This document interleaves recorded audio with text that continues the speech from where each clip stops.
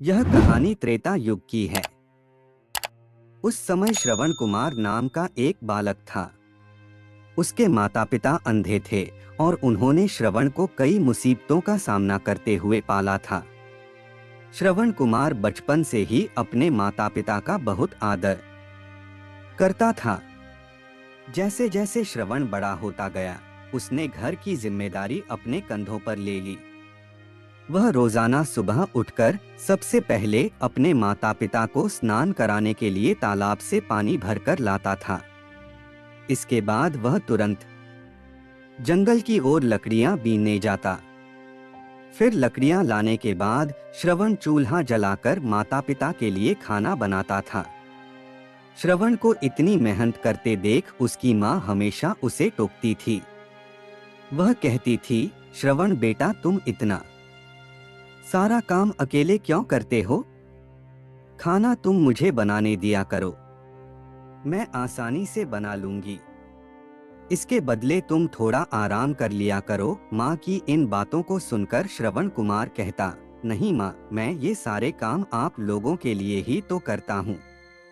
भला अपने माँ बाप के लिए किए गए कामों में कैसी थकान, उल्टा मुझे तो खुशी मिलती है। श्रवण कुमार की इन बातों को सुनकर उसकी माँ भावुक हो गई। वो रोज भगवान से प्रार्थना करती, हे प्रभु, इतना ध्यान रखने वाला श्रवण जैसा बेटा हर माता पिता के घर पैदा हो। श्रवण के माँ बाप नियमित रूप से भगवान की आराधना करते थे।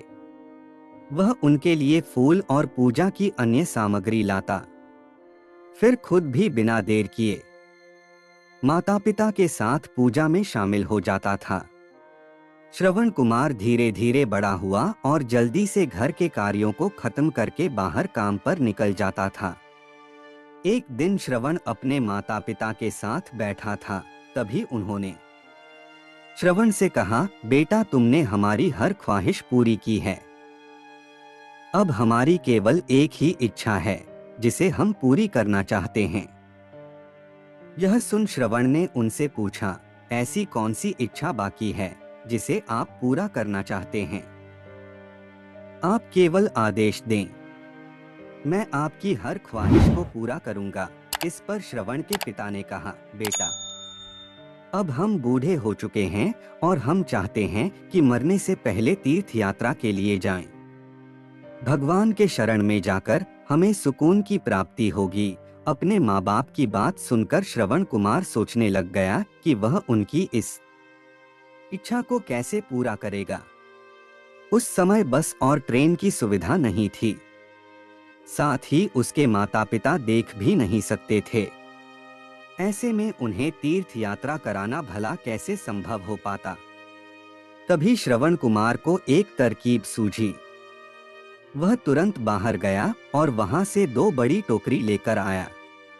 उसने उन दोनों टोकरियों को एक मजबूत डंडे में मोटी रस्सी के सहारे लटकाकर एक बड़ा सा तराजू बना लिया। फिर श्रवण कुमार ने उस तराजू में अपने माँ बाप को बारी बारी से गोद में उठाकर बैठा दिया। उसके बाद तराजू को अपने कंधों पर लेकर उन्हें तीर्थ यात्रा पर लेकर निकल पड़ा। वह लगातार कुछ दिनों तक अपने माता पिता को एक के बाद एक सभी पवित्र स्थलों पर घुमाने लगा। इस दौरान श्रवण कुमार ने अपने माता पिता को प्रयाग से लेकर काशी तक के दर्शन कराए। माता पिता को घुमाते समय श्रवण कुमार उन्हें उन जगहों के बारे में भी बताते चलता था, क्योंकि वह आंखों से उस दृश्य को डोट नहीं देख सकते थे। अपनी बेटे की मेहनत को देख उसके माता पिता बहुत खुश थे। उन्होंने एक दिन श्रवण से कहा, बेटा, हम देख नहीं सकते, लेकिन कभी भी हमें इस बात का दुख नहीं हुआ। तुम हमारे लिए हमारी आंखें हो। तुमने हमें जिस तरह सारे पवित्र स्थानों की कथा सुनाकर उनके दर्शन कराए हैं, ऐसा लगता है जैसे कि हमने सच में प्रभु के दर्शन अपनी आंखों से किया हो। अपनी माता पिता की बातें सुनकर श्रवण ने कहा, आप लोग ऐसी बातें न करें। बच्चों के लिए माता पिता कभी भी बोझ नहीं होते। यह तो बच्चों का धर्म होता है। एक दिन श्रवण कुमार आराम करने के लिए अयोध्या के पास अपने माता पिता के साथ रुका। तभी उसकी माँ ने पानी पीने की इच्छा जताई। श्रवण को पास में ही एक नदी दिखाई दी। उसने अपने माता पिता से कहा, आप दोनों यहाँ आराम करें, मैं आप लोगों के लिए अभी पानी लेकर आता हूँ। नदी के पास पहुंचकर श्रवण कुमार कमंडल में पानी भरने लगा। उसी जंगल में अयोध्या के राजा दशरथ भी शिकार के लिए पहुंचे थे। पानी में हलचल की आवाज सुनकर उन्हें लगा कि कोई जानवर पानी पीने आया है। उन्होंने बिना देखे केवल ध्वनि सुनकर ही अपना तीर चला दिया। दुर्भाग्य से वह सीधे श्रवण कुमार को लग गया। तीर लगते ही वह चीख पड़ा। इसके बाद राजा दशरथ जब अपने शिकार को देखने पहुंचे तो वहां श्रवण था। वो तुरंत श्रवण कुमार के नजदीक पहुंचे और कहा, मुझसे बहुत बड़ी भूल हो गई, मुझे माफ कर दीजिए। मुझे बिल्कुल नहीं पता था कि यहाँ कोई मानव होगा। मैं इस गलती का पश्चाताप करने के लिए क्या करूं कि तुम मुझे माफ कर दो। तभी करहाते हुए श्रवण कुमार ने कहा, यहाँ से थोड़ी ही दूर जंगल में मेरे माता पिता बैठे हैं, उन्हें काफी प्यास लगी है। आप उन तक यह पानी पहुंचा दीजिए और मेरे बारे में उन्हें कुछ भी न बताएं। इतना कहते कहते श्रवण कुमार की सांसें रुक गईं। श्रवण कुमार की मौत से राजा दशरथ सुन पड़ गए। किसी तरह वो श्रवण कुमार के बताए अनुसार जल लेकर उसके माता पिता के पास पहुंचे। श्रवण के माता पिता अपने बेटे की आहट को बखूबी पहचानते थे।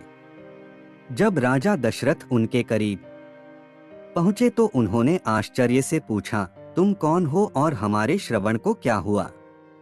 वह क्यों नहीं आया? राजा दशरथ उनके सवालों का जवाब नहीं दे पाए।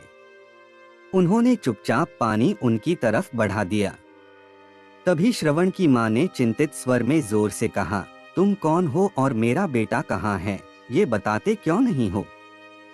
श्रवण की मां की चिंता देखकर राजा दशरथ ने कहा, मां मुझे माफ कर दीजिए।